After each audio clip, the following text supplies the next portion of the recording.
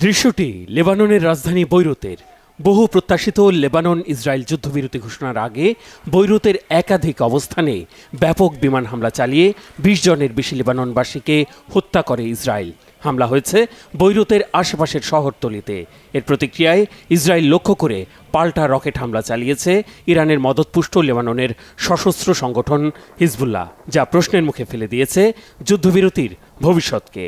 আলোচনায় ঘুরে ফিরে আসছে, আসলেই কি যুদ্ধবিরতির প্রতি আন্তরিক ইসরায়েল রক্তপাত আর স্বজন হারানোর কষ্ট বুকে চাপা দিয়ে নতুন করে হামলা শুরুর উস্কানি থেকে বিরত থাকতে পারবে কি হিজবুল্লাহ সহ প্রতিরোধ যোদ্ধারা?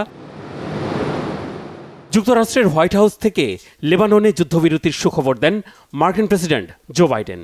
যুদ্ধবিরতি শুরু হলেও ইসরায়েলের নিরাপত্তার প্রতি হুমকি সৃষ্টিকারী হিজবুল্লাহ বা অন্য কোনো সন্ত্রাসী গোষ্ঠীর চেষ্টাকে ছাড় না দেওয়ার হুঁশিয়ারিও দিয়েছেন তিনি। যুদ্ধক্ষেত্রে সাহসী ভূমিকা রেখেছে ইসরায়েল। চরম মূল্য দিয়েছে ইরান ও তাদের মদতপুষ্ট বাহিনী। ইসরায়েলকে নিরাপদ করতে দীর্ঘমেয়াদী নিরাপত্তা নিশ্চিত করা আর এই অঞ্চলের সীমান্তে শান্তি আর উন্নয়ন নিশ্চিত করতে ইরানের বিরুদ্ধে এই কৌশলগত অর্জনকে ব্যবহার করে ইসরায়েলকে আরও শক্তিশালী হতে হবে।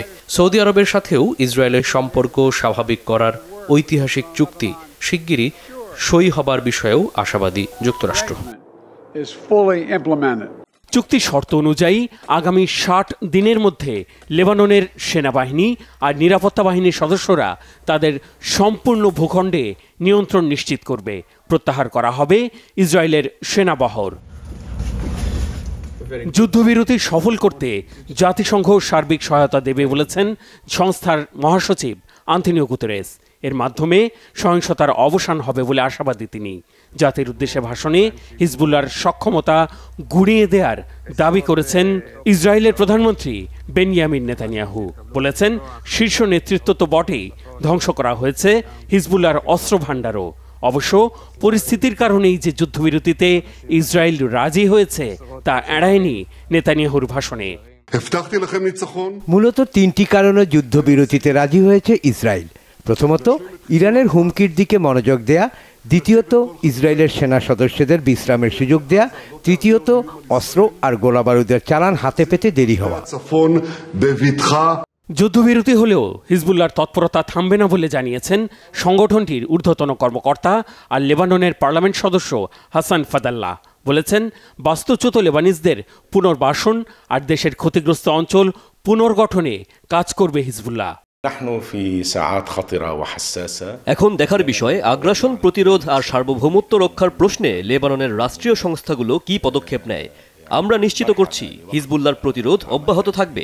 সীমান্তেও হিজবুল্লাহর অবস্থান আগের মতোই থাকবে। এদিকে যুদ্ধবিরতির খবরে বাস্তুচ্যুত লেবাননবাসী বেঁচে থাকা স্বজনদের নিয়ে নিজ নিজ এলাকায় ফেরার প্রস্তুতি নিলেও ভরসা রাখতে পারছে না ইসরায়েলের আশ্বাসে।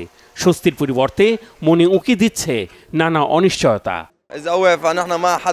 কেউ শত্রুর আশ্বাসে বিশ্বাস করে না। আমরা ঘরে ফিরলে ইসরায়েল গণহত্যা চালাতে পারে, তাই প্রতিরোধ যোদ্ধাদের আশ্বাসের অপেক্ষায় আছি। ইসরায়েল প্রতিদিনই সিদ্ধান্ত পরিবর্তন করে, তাদের কোনো বিশ্বাসযোগ্যতা নেই। আমাদের গ্রামের প্রায় অর্ধেক এলাকা তারা ধ্বংস করে দিয়েছে। লেবাননবাসী অনিশ্চয়তায় থাকলেও যুদ্ধবিরতির খবরে প্রতিবাদ কর্মসূচি পালন হয়েছে ইসরায়েলের রাজধানী তেল আবিবে। প্রতিবাদী প্ল্যাকার্ড, ব্যানার আর স্লোগানে এতে অংশ নেন হিজবুল্লাহর হামলায় নিরাপত্তা শঙ্কায় বাস্তুচ্যুত ইসরায়েলিরা। ফিলিস্তিনের স্বাধীনতাকামী হামাসের পক্ষ নেয় গত ১ বছরের বেশি সময়ে ইসরায়েলের বর্বর হামলায় হত্যার শিকার হয়েছেন ৪,০০০-এর বেশি লেবাননবাসী। আর হিজবুল্লাহর হামলায় সীমান্ত ঘেঁষা ইসরায়েলের উত্তরাঞ্চলে অন্তত ৪৫ বেসামরিক মানুষ আর দক্ষিণ লেবাননে সীমান্তের ভেতরে পাল্টাপাল্টি যুদ্ধে ৭০ জনের বেশি ইসরায়েলি সেনা নিহত হয়েছে। Mehrab Hussain Khan, Bangla vision, news desk.